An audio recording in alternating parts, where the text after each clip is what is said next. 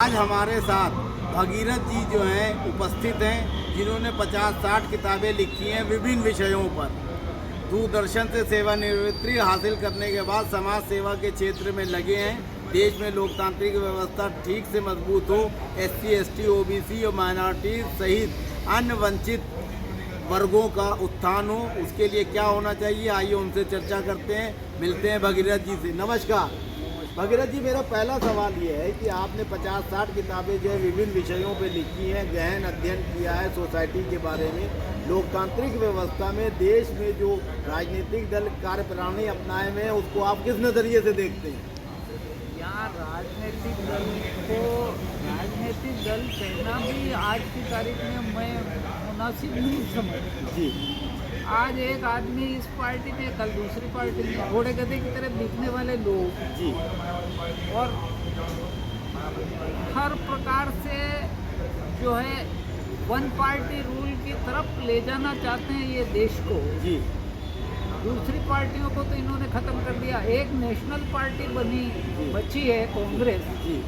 ये हर तरीके से ये चाहते हैं कि वो नेशनल पार्टी भी नहीं रहे जी।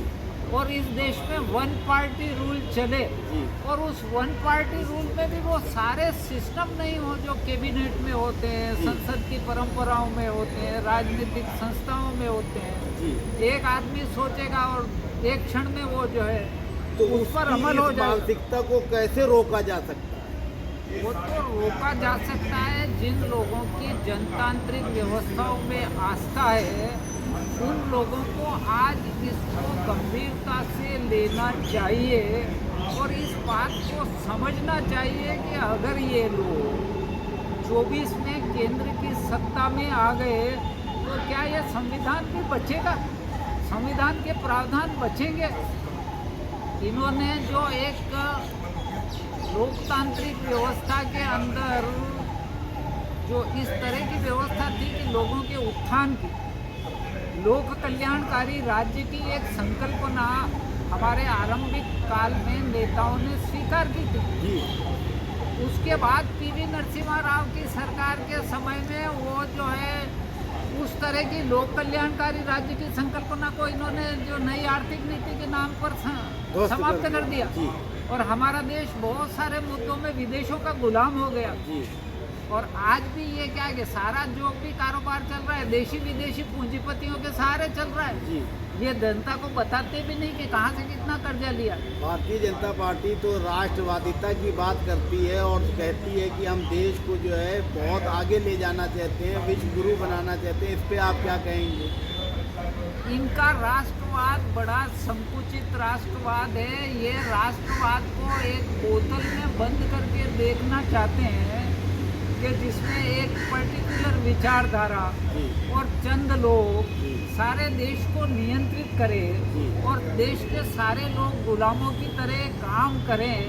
इस दिशा में ये गमन कर रहे हैं और ये अगर इसमें 24 में सफल हो जाते हैं तो ये देश जो है फिर उस स्थिति में भी नहीं रहेगा कि आप कोई सही बात कर सकते। भारतीय जनता पार्टी को 24 में रोकने के लिए विपक्ष गंभीर दिखाई नहीं देता, वो खानों में बटा हुआ है, एकजुटता नहीं है। ऐसे में भारतीय जनता पार्टी का फिर से सत्ता में आना आसान नहीं है क्या? आसान लगता तो है लेकिन 2 साल का समय है और देश को डूबने में अब कोई ज़्यादा कसर नहीं, गले तक तो पानी आ गया है। जी। और ये देश संविधान और आने वाली पीढ़ियों को और इस देश की संपत्ति को बचाना चाहते हैं तो वो अगर प्राणपण से 2 साल में ये प्रयास करें कि एक नई और सही राजनीति इस देश के अंदर इवॉल्व हो जिसमें पैसा सेंटर में न हो। अभी तक राजनीति के केंद्र में पैसा है। आज़ादी के पहले भी राजनीति के केंद्र में पैसा रहा, आज़ादी के बाद भी राजनीति के केंद्र में पैसा है। लेकिन शुरू में बड़ा दबा ढका था जो पता नहीं चला, लेकिन आज तो हम इस हालत में पहुंच गए हैं कि सबको पता लग रहा है कि देश बिक रहा है। लेकिन उसके लिए कोई उपाय उनके दिमाग में नहीं है। उनके दिमाग में उपाय ये होना चाहिए कि नई और सही राजनीति हो। अभी किसी पार्टी के पास कोई कार्यक्रम नहीं, किसी पार्टी के पास कोई सिद्धांत नहीं।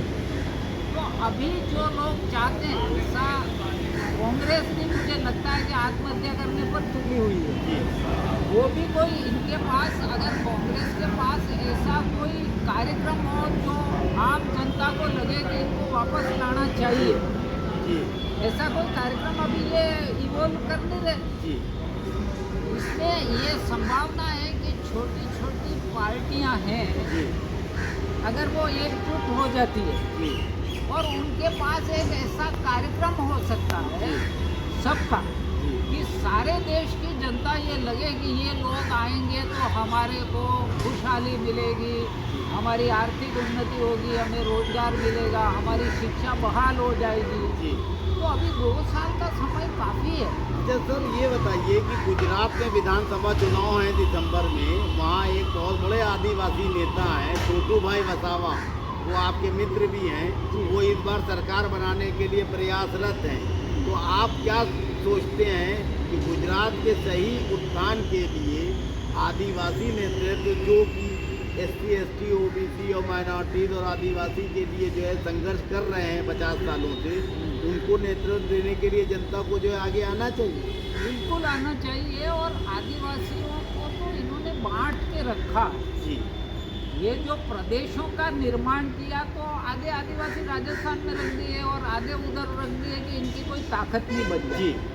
इसी तरह से यही हाल महाराष्ट्र का है, जी यही हाल महाराष्ट्र का है, यही मध्य प्रदेश का है। जी। छत्तीसगढ़ अलग प्रांत बना, लेकिन वहाँ भी स्थिति कोई खास अच्छी नहीं है। जी तो सवाल ये है ना कि अभी सब पार्टियां इसको आपातकाल की तरह लेकर के जी और इकट्ठी हों जी और एक कॉमन मिनिमम प्रोग्राम के ऊपर लड़े और एक इस तरह का प्रोग्राम चाकआउट करे, जी जैसे गुजरात में चुनाव होना। जी तो यदि भारत के लोग जी जो थोड़े जागरूक हुए हैं और प्रजातंत्र को बचाना चाहते हैं, संविधान को बचाना चाहते हैं, आने वाली पीढ़ियों के भविष्य को बचाना चाहते हैं, तो उनको सारी ताकत झोंक करके गुजरात में जी छोटू भाई का सहयोग करना चाहिए। जी और SC, ST, OBC और माइनॉरिटी का अगर एक सिस्टम वहाँ बन जाता है तो छोटू भाई का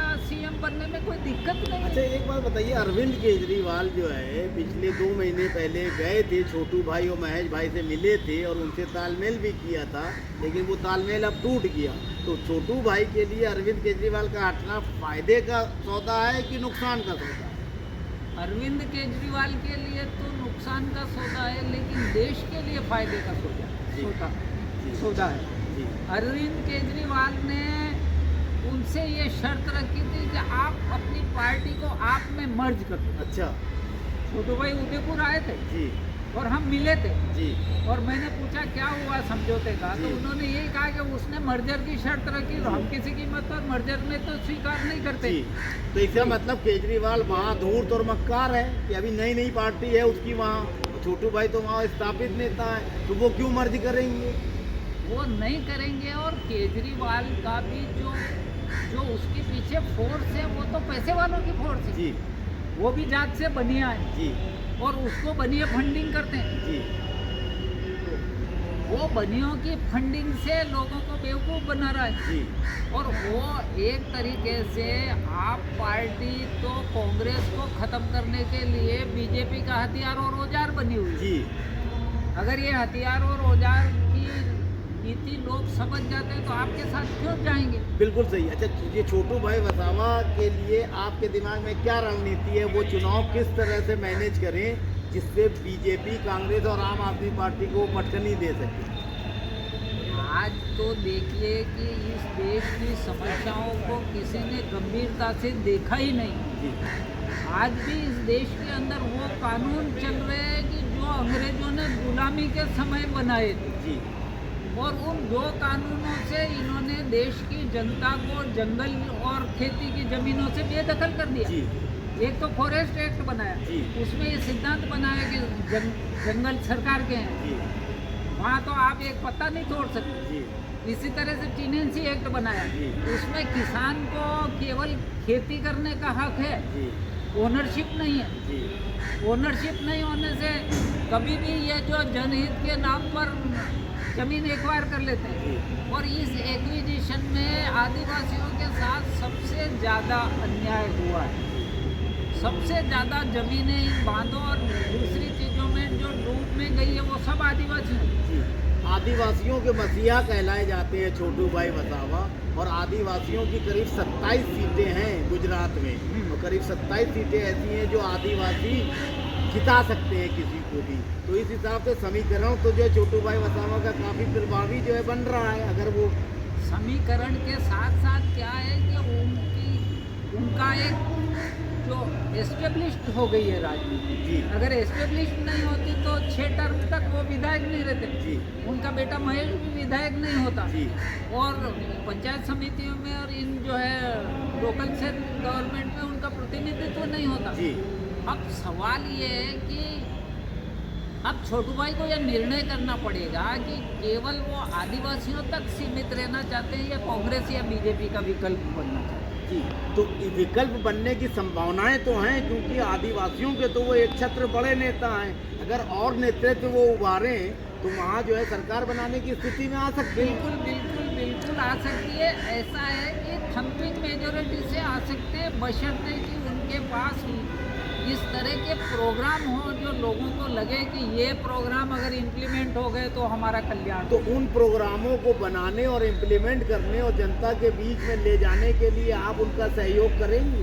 बिल्कुल करेंगे। मैं तो 28 तारीख को वहाँ जाने वाला हूँ। हम मैनिफेस्टो बनाएंगे। जी। और वो मैनिफेस्टो केवल गुजरात के चुनाव के लिए नहीं होगा। जी। वो 24 के केंद्र के चुनाव के लिए भी होगा। जी। और हम उसमें डिक्लेयर करेंगे कि इतने समय से आदिवासी आंदोलन कर रहे हैं, जी। कोई रिजल्ट नहीं, कोई सुनता नहीं। जी। अगर आदिवासियों की और ये जो सब पार्टियां मिलकर के सरकार बना लेती है जी। और इस फॉरेस्ट एक्ट को रिपील कर देती है, जी। तो फिर ये सब आंदोलन अपने आप ही खत्म हो जाएंगे। जी।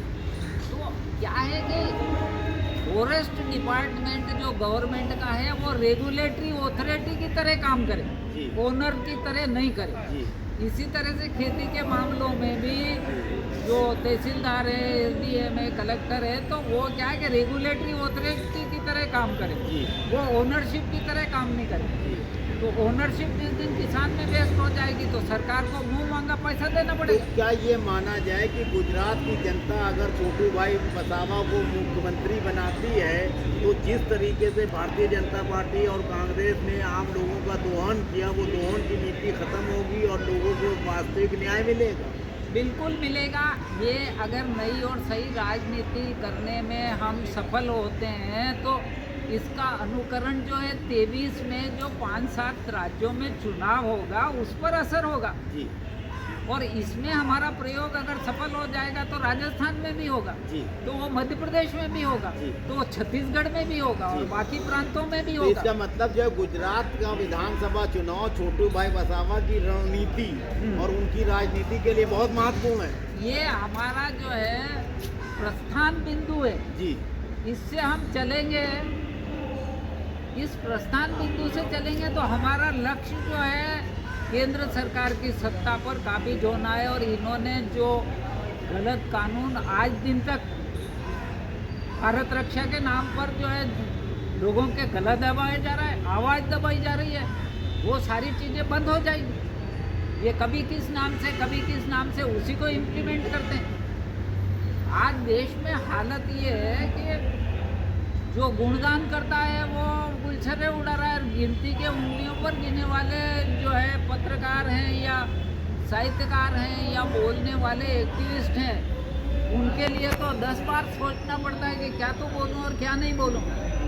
तो आज तो ये देश उस दोराहे पर खड़ा है कि इस देश के लोगों को इकट्ठा होकर के सारी ताकत झोंक करके और गुजरात के चुनाव को एक डिसाइडिंग चुनाव बनाना चाहिए। भगीरथ जी, एक चीज़ बताइए कि भारतीय जनता पार्टी, कांग्रेस और आम आदमी पार्टी बहुत पैसे वालों का सपोर्ट लेती है, करोड़ों अरबों रुपए चुनाव में खर्च करती है। इनसे मुकाबला करने के लिए छोटू भाई वसावा जैसी पार्टी को क्या करना चाहिए? पैसे तो इनके पास हैं, लेकिन पैसा ही एक कारक नहीं है। और पैसा कौन सा इनके बाप ने कमाया? अडानी अपने बाप, इनकी हिस्ट्री देखो ना, अंबानी का बाप पेट्रोल पंप पर पेट्रोल भरता था चपरासी की तरह, आज वो दुनिया का सबसे बड़ा अमीर हो गया। इसी तरह से अडानी हो गया। अरे तो ये पैसा उनके बाप का है क्या? अरे ये पैसा तो जनता का पैसा है। और जनता को जिस दिन आप हकीकत, दिक्कत ये है कि जो लोग इन सभागृहों में बैठ करके ऊंचे ऊंचे भाषण देते वो लोगों के पास जाते नहीं, उनको समझाते नहीं है। अगर उनको उनकी लैंग्वेज में समझाओ कि देख भाई, अरे तू पेट्रोल भराता है तो 1 लीटर पर 50-60 रुपये ज़्यादा देता है कि नहीं देता, और जीएसटी में पैसे देता है कि नहीं देता। इस तरीके से पर हेड 1000-1500 रुपये लूट रही है सरकार। उसमें अगर तेरे को 10 किलो गेहूं दे दिए और तू जय जयकार कर रहा है तो तू देख ले कि ये समझदारी का काम है। और तुम्हारे बच्चों का क्या होगा? आज तुम्हारी हालत ये है कि देश में रोजगार खत्म हो गया, देश में संभावनाएं खत्म हो गई, शिक्षा की संभावनाएं खत्म हो गई। आज हर आदमी को सोचना चाहिए। एससी एसटी ओबीसी की बात नहीं है। आज हायर एजुकेशन किसी के बूते की रही क्या? आज हायर एजुकेशन किसी को अपने बच्चे को डॉक्टर बनाना हो तो 1 करोड़ रुपया चाहिए, किसके पास है? सर एक चीज़ बताइए, छोटू भाई वसावा आदिवासियों के तो बहुत बड़े नेता हैं, लेकिन गुजरात विधानसभा में सत्तासीन होने के लिए उनको समान विचारधारा के दूसरे राजनीतिक दलों को लेना पड़ेगा, तो उनके लिए क्या रणनीति होनी चाहिए? उनको भी हम कहेंगे, जनता को समझाएंगे कि जनता इनको ये कहे कि देखो तुम सभी सीटों पर खड़े होकर के बीजेपी को जिताते हो, ये गद्दारी। जहाँ 1-2 सीट 4 सीट जिसमें जीतने की हो तो आपस में समझौता करो, वहाँ अपना कैंडिडेट खड़ा करो, बाकी जगह इनको करो। और एक कॉमन एजेंडा क्यों नहीं रखती? आप कॉमन मैनिफेस्टो क्यों नहीं रखती?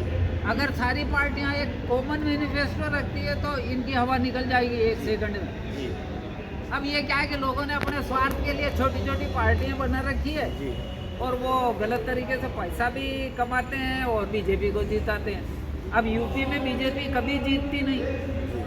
यूपी में बीजेपी के जीतने का कारण सारी पार्टियों को अपने कैंडिडेट खड़े करना है। अगर सभी कैंडिडेट खड़े नहीं करते तो ये मरे ही नहीं आते। तो कहीं न कहीं ये क्या है कि सारे लोग राजनीति का धंधा कर रहे हैं, तो इस राजनीति के धंधे में इनके इंटरनल कुछ समझौते होंगे। तो इन इंटरनल समझौतों को भी लोगों को हमें समझाना पड़ेगा। सवाल ये है कि जनता को तो इस देश के शासकों ने अनपढ़ रखा। आज भी 50% लोग अनपढ़ हैं, जबकि भारत का संविधान 50 में बना तो उसमें डायरेक्टिव प्रिंसिपल्स में लिखा है कि 14 साल तक के बच्चों को अनिवार्य और शिक्षा देंगे। क्यों नहीं दी? जानबूझ करके अनपढ़ रखा, जानबूझ करके अनपढ़ रखा। और पढ़े लिखे लोगों को भी ऐसी शिक्षा दी कि वो देश और समाज के बारे में सोच नहीं सकते, कुछ निर्णय नहीं ले सकते, उनके कॉन्सेप्ट क्लियर नहीं होते। 3 मुद्दे ऐसे कौन है जिस पे जो है गुजरात में चुनाव लड़ा जाए जो भारतीय जनता पार्टी और कांग्रेस को शिकस्त दी जा सके? अब कांग्रेस का तो ऐसा है कि कांग्रेस तो लगता है कि डूबने पर डूबेगी जी। अगर कांग्रेस समझौता करती है तो वो भी बच जाएगी जी। अगर कांग्रेस समझौता नहीं करती तो जो हाल यूपी में हुआ गुजरात में होना है जी। और आम आदमी पार्टी को अगर एक्सपोज करें जी और सारी चीज़ें तौर तरीके से करें, तो अभी क्या है कि हमारे 100 कार्ड बुद्धिजीवियों में भी कोई खास बुद्धि मुझे नहीं दिख रही। बुद्धिजीवी वो है जो एक्टिविस्ट भी है। आप किताबें लिखते हो, इससे कुछ नहीं होता। आप अखबार निकालते हो, उससे भी कुछ नहीं होता। आप अखबार भी निकालो और किताबें भी लिखो, लेकिन एक्टिविस्ट भी बनो, लोगों को लोक शिक्षण भी करो। ये सारा देश डूबा है कि पीपुल्स एजुकेशन, लोक शिक्षण नहीं होने से लोगों को पता नहीं है। लोगों को यही पता नहीं कि राजनीति किसे कहते हैं। ये तो षड्यंत्र को ही राजनीति कहते हैं। इस देश में राजनीति 2-3 लोगों ने की। एक डॉक्टर अंबेडकर, एक डॉक्टर लोहिया, लाल बहादुर शास्त्री, ऐसे गिनती के लोग हैं जिन्होंने राजनीति की। बाकी तो षड्यंत्र है। लोगों को बेवकूफ़ बनाओ, और वोट लो और राज करो। अच्छा, आप एक देश की जनता और ख़ास तौर से गुजरात में जो चुनाव हो रहे हैं वहाँ के लोगों से क्या कहना चाहेंगे, अंत में कह दीजिए। गुजरात के लोगों से हम यही कहना चाहते हैं कि देखो, समझदारी से काम लो। इस समझदारी, ये वोट जो है ना, वो आपकी किस्मत की चाबी है। इसको किस्मत की चाबी की तरह इस्तेमाल करो और सही आदमियों को सत्ता में भेजो। अगर सरकार तो एक मकान की तरह होती है, उस मकान में आप पूजा भी कर सकते हो और उस मकान में वेश्यालय भी चला सकते हो। जैसा आदमी होगा वैसा चलेगा। तो अगर गलत आदमी वहाँ चले जाएंगे तो वेश्यालय चलाएंगे। देखिए, भारत के इतिहास में लाल बहादुर शास्त्री 1.5 साल तक ही प्रधानमंत्री रहे, लेकिन उस समय लोगों के दिल दिमाग में कितना देश के प्रति सम्मान और देश प्रेम का क्या लोगों ने पीना। उन्होंने नहीं कहा कि सोमवार की शाम को भोजनालय बंद करना, लेकिन लोगों ने बंद किया कि नहीं किया? अमेरिका को जवाब दिया कि नहीं दिया? भूखे रहेंगे लेकिन तुम्हारा नहीं मानेंगे। अरे तो देश की अस्मिता और देश का सवाल ये साले घुटने टेके हुए पड़े हैं। देशी और विदेशी पूंजीपतियों के सामने घुटने टेके पड़े हैं और उनको तुम शासन सत्ता में भेजते हो। अरे आपका भी तो कुछ स्वाभिमान होना चाहिए, आपकी भी कुछ गौरव और गरिमा होना चाहिए। सही आदमी को भेजेगा। तो हमें सही और गलत का निर्णय करने के लिए लोगों के पास जाना पड़ेगा, लोगों को समझाना पड़ेगा।